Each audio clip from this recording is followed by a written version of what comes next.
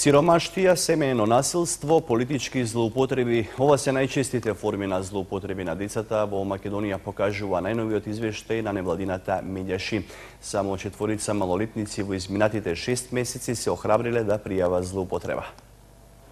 Околу 40 малолетници за време на изборите биле користени за политички цели. НСОС телефонот на Медјаши стигнала анонимна дојава дека децата присуствувале на митинзи и делеле пропаганден материјал.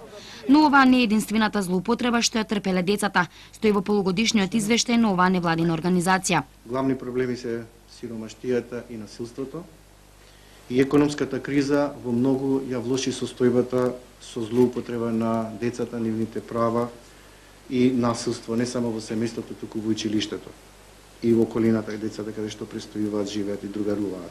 Во изминатава година во извештајот на Медјаши се регистрирани 195 случаи на деца жртви. Само 4 собрале храброст да се јават на СОС телефонот и да пријават злоупотреба.